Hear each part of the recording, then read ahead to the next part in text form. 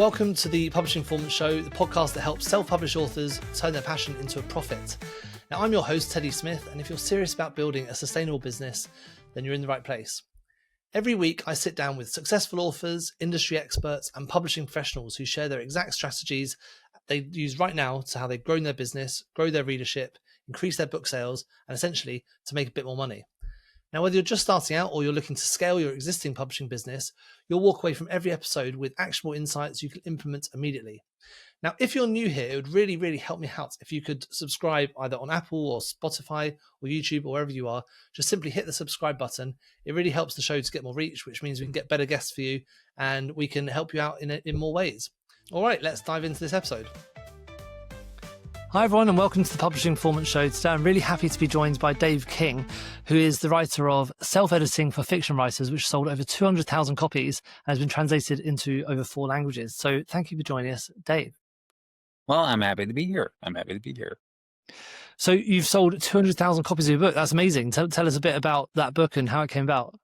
Well, curious enough, it's been adopted as a textbook, which is eternal life for a book. And it has only sold 6,000 or 7,000 copies a year, but has done it for 30 years and has crossed 200,000 copies. It's been translated into Italian, Taiwanese. There are currently deals in the works to have it translated into Japanese and Korean. There was for a time talk of having it translated into Mandarin for sale in mainland China, but that fell through as politics got complicated with China. It just keeps on giving. It keeps going. It's in its 2nd edition. It's amazing. It's over around 200 copies a month or something, and that's something you've written a long time ago. It just shows you the power of books to something like that. Keep going. It's usually in the top 10 of fiction writing manuals on Amazon, and usually in the top couple thousand among books in general. It's a steady seller. It's a backlist book. Yep. And what made you write it in the first place? That's a story. In 1987, I was renting a room from Rennie Brown, who ran the editorial department. She had been a former editor for William Morrow and Saul Stein and Day, and she started her own company. She did not read science fiction. I did. She gave me a science fiction manuscript to read just to see if it was readable, to see if the author had anything. I wrote 3 pages, single-spaced, on how the author could improve his plot. She began apprenticing me as an editor. Apprenticing is still the only way to learn editing. 5 years later, she decided to write Self-Editing for Fiction Writers, which was an expansion of a workshop she was giving at the time. That was the most common advice that beginning writers needed to hear. And she invited me in to be part of it. And between us, we wrote the book. First published in 1992 and has been going strong ever since. So is your background in editing, or was there something that led you to doing that in the first place? I was trying to write. No, my background is varied. I actually have a degree in philosophy, a bachelor's degree in philosophy. I worked my way through college in a glass grinding plant. I was working at a geology lab when Rennie hired me, taking courses in computer programming at Columbia University. It was the Columbia's geology lab. And as I say, I was writing science fiction, which is why she gave me the piece in the first place. But no, I have had a long, strange, weird employment history. It's nothing that any guidance counselor in high school would ever tell anyone to pursue. And as I say, the only way to learn editing is by apprenticeship. And I apprenticed under an editor who already then had 30 years of experience. So that's how I got started. And did you have a first book which you edited first? Can you remember which one it was?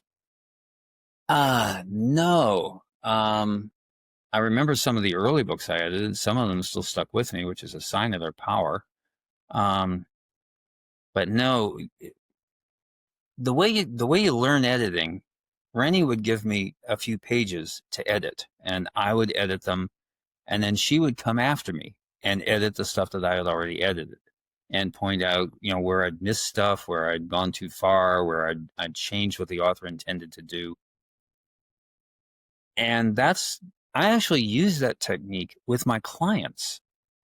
The way I edit the manuscript is I take it 50 pages at a time. I'll edit 50 pages. I'll send them a clean copy and then invite them to edit the next 50 pages and send me a clean copy of that. And then I edit what they've already edited. And by working back and forth like this, eventually I'm apprenticing them to become their own editors. And I found it an immensely useful learning technique. Usually, I often work with clients over the course of 4 or 5 different manuscripts, and usually they get down all of the stuff that's in self-editing, all of the mechanical stuff about point of view, about showing and telling, about handling interior monologue. They get that with the first manuscript. And after that, we're just working on the creative stuff. So it's a very effective learning tool. What's interesting is I could never be an editor. I'm really bad at spelling, and I don't pick up on the things that really good people who are good at this attention to detail thing pick up. Like I just completely read past it. I've read books before where there's been mistakes in them, and I've just completely glossed over, and people have said, "Oh, why is that there?" That was one of the reasons I wanted to speak to you, because editing obviously costs money, and people want to, especially if they're self-published. So, they are working on a budget and doing everything themselves. So your book's about self-editing for fiction writers. So what does that process look like for self-editing? Let's just start from the beginning of that process. Well, actually, I am in the same position you are as far as copy editing. I don't believe you. I think you're lying. I consider what you're referring to there as copy editing, where you deal with correct usage, where you deal with mistakes, where you deal with, continuity things that get missed. I catch those where I can, but in order to be a good copy editor, you have to have an obsessive love of correct usage. Yeah. And that screws up an ear for good dialogue, because good dialogue is often not correct, but it's character authentic. And that's the kind of editing I do. As to techniques, it really is custom work. Every writer is different, and every writer has different techniques and different ways to approach them. A couple general principles: set it aside for a while, look at it with fresh eyes, put it in a drawer for a month, and then look at it again. A lot of the mechanical stuff is just a matter of getting it into your muscle memory. So you stop using a lot of ly adverbs. So you stop putting important action in subordinate clauses. But other than that, one of the reasons, if I could promote myself a little bit here, one of the reasons to hire an independent editor is that independent editors see all sorts of different techniques. I see writers who are trying to do all sorts of different things in all sorts of different ways, and I've been learning this for the last 40 years almost. So I can see what you're trying to do and help you get there better, even in an individualized, specific way. One of the disadvantages of using, nothing personal, of using writers as beta readers is that writers usually want to write the kind of books that they know how to write. And they read your manuscript and they tell you how to write the book the way they would have written it. An editor with a wider range of experience and a deeper grounding in all sorts of different techniques can help you write the book the way you want to write it. Right, but okay. In terms of general technique, there really isn't a lot. It's all individual. When I listen to a lot of interviews with famous authors, people like J.K. Rowling and people like that, very famous authors, they talk about working with the editor as they're writing the book, so on an ongoing basis. What do you think about that technique? If you have an editor who already knows your basic style and technique, that can work.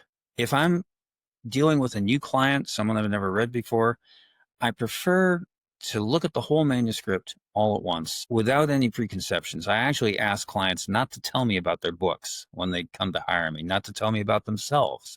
I want to hit their manuscript with fresh eyes the way a reader would, knowing nothing about it ahead of time. I find to get a more accurate sense of what the book is like that way. And in terms of technique, I understand that J.K. Rowling is an obsessive outliner. She has outlines, she has character things. Rex Stout, who's another writer I admire, wrote one draft of everything. He sat down at the typewriter. He had no idea where it was going. He wrote one draft straight through. Either of those techniques have produced really terrific books. There's no right way to do this. I think I said in one of the articles once, I often get people want me to edit a partial manuscript to find out if they've got off the rails. They lay the rails as they go. Hmm. I can't tell if the manuscript is working because I don't know what the endpoint is supposed to be. So, And that affects how you so get at there. what stage should you be bringing in a professional editor in? Because it sounds like obviously people got different techniques. J.K. Rowling is an extreme plotter. The other writer Yeah. you mentioned, sorry, I didn't know that person, but they just write and then just leave it to happen. So, what stage for someone who is maybe just not as as experienced as someone like J.K. Rowling?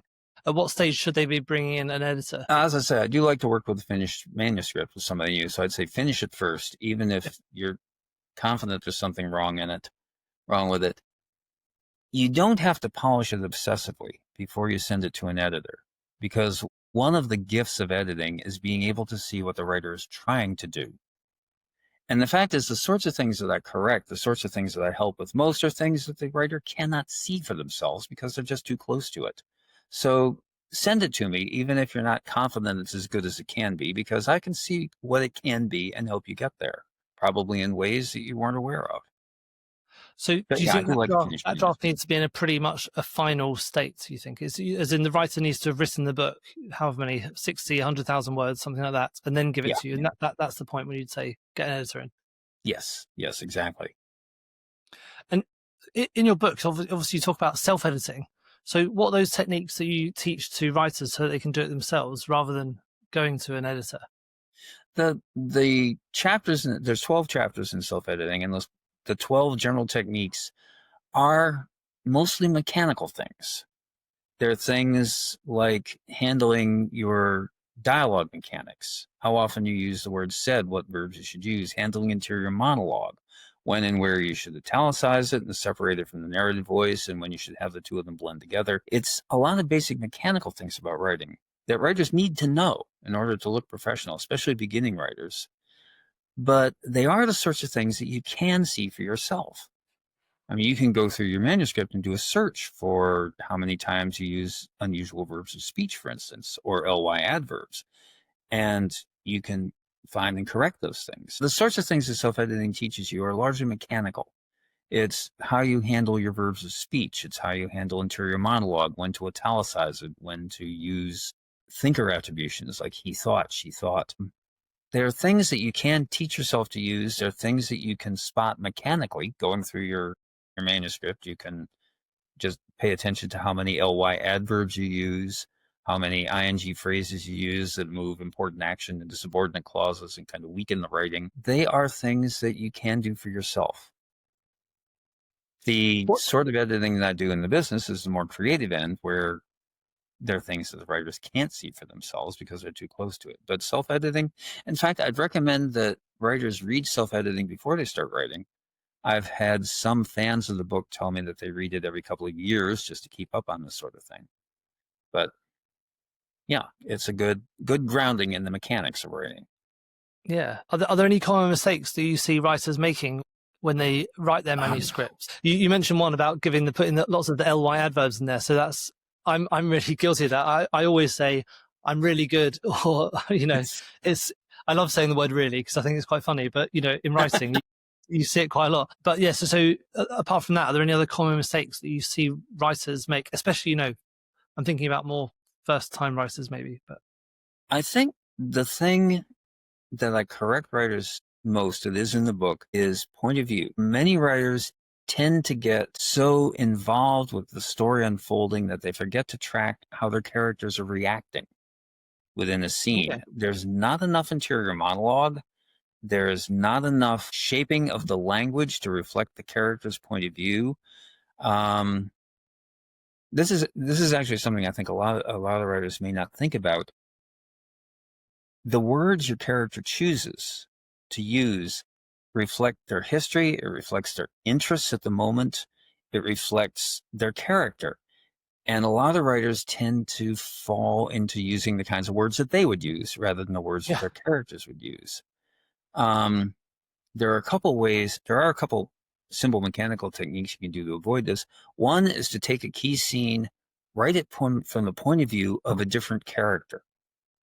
It should feel different. different details will be noticed. One of the best examples came up years ago. I think it's actually in the first edition of Self-Editing for Fiction Writers. It was a woman who is having lunch in a diner with a stranger, and she noticed that the stranger ate all her French fries, but left her little scoop of cottage cheese untouched.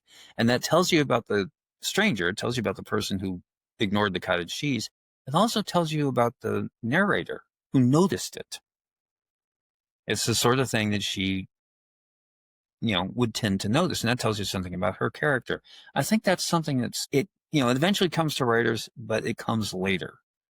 And it will help if you start paying attention to it earlier. One of the interesting things, I interviewed Becca Puglisi yesterday, who wrote the Emotions Thesaurus. It's basically a thesaurus for writers who are looking for building out emotions in characters. And she's got loads of other books about building rounded characters, about building fears, about building contradictions, things like that. It's a really interesting person to speak to.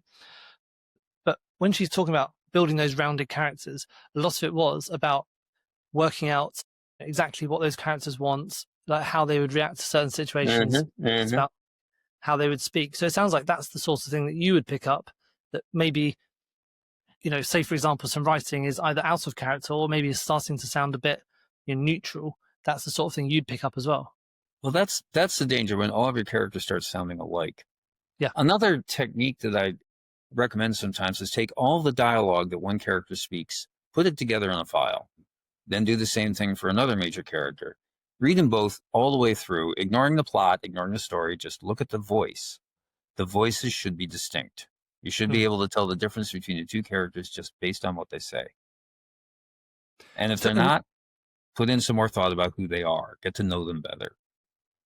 Yeah. So just thinking back about the different writers, like obviously J.K. Rowling has that huge plotting and the amount of work she puts into the different characters. Is there any work? Is there any work that you think people should do in their characters? Do you have any techniques for building those different characters out? Other than the ones I mentioned, again, they're all different. Every writer is different. This is how J.K. Rowling gets to know her characters. I've known writers who have just launched and started writing because they already had such a feel for their characters that they were able to inhabit their characters and just follow their stories without any forethought. They're all different. Every writer is different in the way they approach things. Yeah. So once a writer has finished their manuscript and they're handing it to you to start that editing process, what does that editing and feedback process look like when you're working with a customer? First step is always what I call a diagnostic reading report. I can't do any editing until I know the whole story.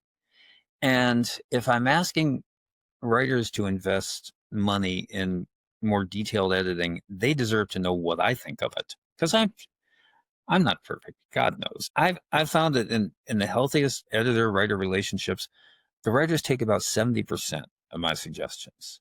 And often I'll suggest something and they'll go way beyond it, and that's even better. But I'm not infallible, so they should know what I think of their manuscript and before they invest anything else. So I start with a diagnostic reading report. I don't know how commercial you want to get here. That's $2 a page, figuring 250 words to a page. After that, it's whatever they need. The diagnostic reading reports are often detailed enough that they want to rewrite a draft on the strength of it and send in a new draft.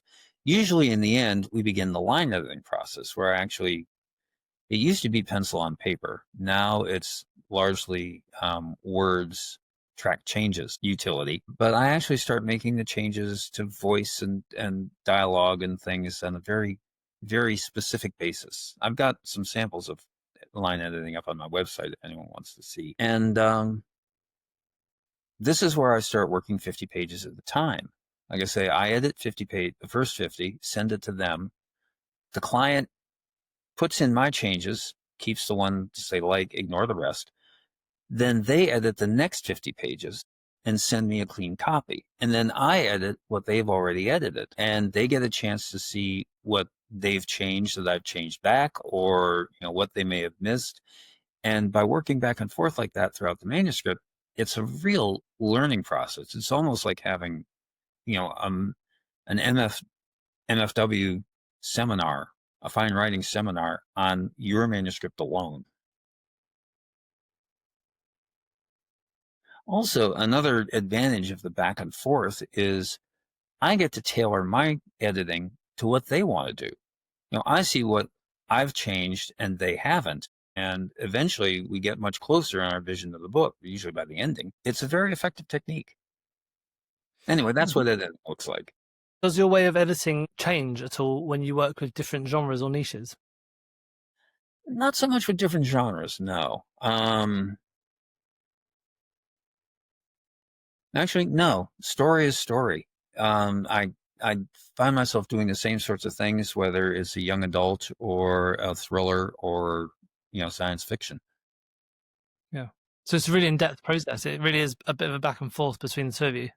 I would say I'm usually a little bit more forgiving of narrative summary and giving background while I'm dealing with something historical, especially about an obscure historical era or science fiction, because you got to build your world.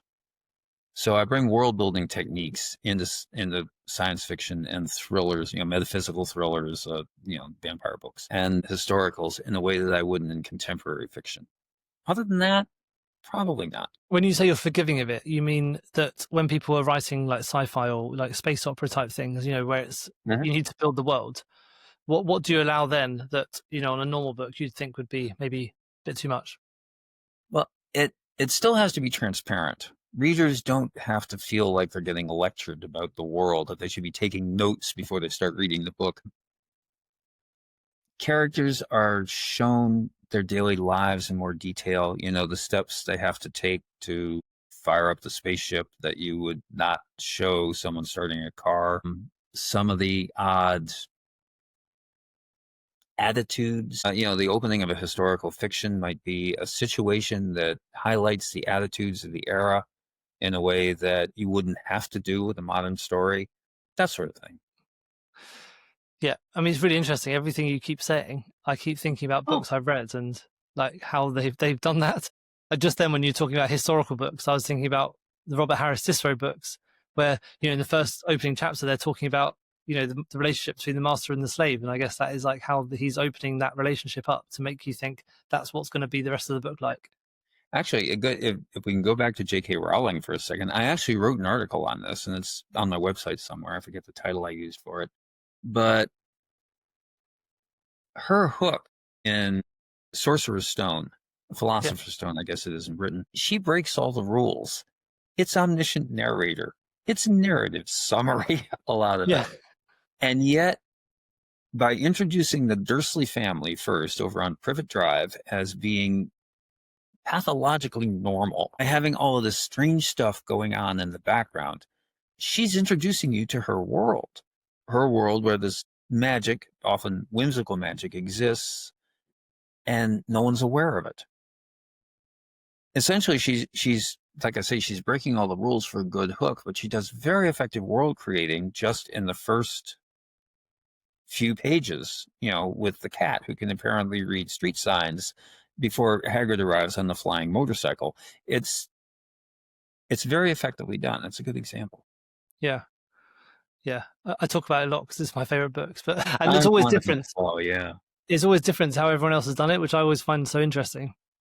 Yeah. Well, I mean, this has been absolutely fascinating. I mean, so could you give us a couple of examples of some of the people or types of books you've worked with and how the editing process has changed throughout you writing the book, throughout you editing the book? Sorry. Well, actually, I can't off the top of my head because they're very specific. It's just I've noticed subtle differences in emphasis in how different characters react. I've never had any glaring changes made because we usually work those out before the editing process begins. That's what the diagnostic reading report is for. And yeah, I have had some clients say, no, I'm not trying to do that. I want to do this. And then I tailor my editing so that they can do that effectively. Yeah, I can't go into details because I don't have the client's permission. And, I never say anything without permission. But I did just edit a novel in which the main character, I'm trying to think of how I can say this without revealing too much. She changes her profession at the end. in a way that fits something she's always wanted to do throughout the manuscript. But she does it without her boss's knowledge, and her boss has been supportive of her. He recognizes her talent. He's been able to use it. I changed the ending so that her boss throws her out of the job because he can see that she's better than the job is. And he's the one who gets her the new job. That was a fairly substantive change that I Yes, made. quite a drastic But change. it was based on threads that the author had already laid into the book. They were all already there. I just pulled them together at the end. And she didn't see them because she's too close to the book. This is why you hire an outside editor. And she was ecstatic about the changes that I made. Yeah. I actually had one of the best compliments I've ever gotten from a client was the fellow who wrote me and said, until I read your diagnostic reading report, I did not know what my book was about. Wow.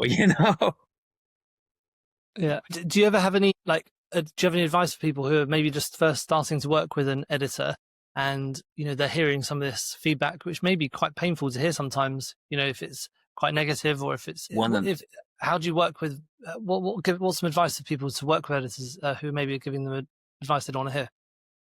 I have had clients who have taken none of my advice, but only thanks for money. I'll see you later. only one or two in the last 33 years. But part of what I do is to try and help writers see what they're missing.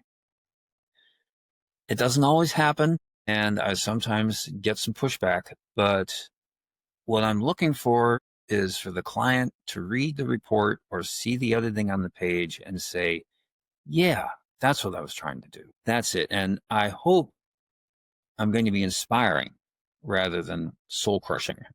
Yeah. I do always try to be gentle. I do always try to focus on missed opportunities and strengths that the client may not have been able to see. I've actually had some clients, come to me thinking their manuscript was awful. They just felt there was something wrong with it. They couldn't find out what it is. And, I got into it and said, yeah, you cut the first two chapters, move chapter 5 to the beginning. It gets into it better. And they're like, oh, they actually feel better about their manuscripts having read my editing. At least, like I say, that's what I aim for. Don't always get there, but that's what I aim for. Yeah, that's really good advice. I mean, the last question I wanted to ask was, a lot of the writers who I speak to are self-published and they maybe their first book and they don't have enough budget to get a professional editor for their very first book. Is there what would be like the one piece of advice you could give them if they were going to edit the book themselves?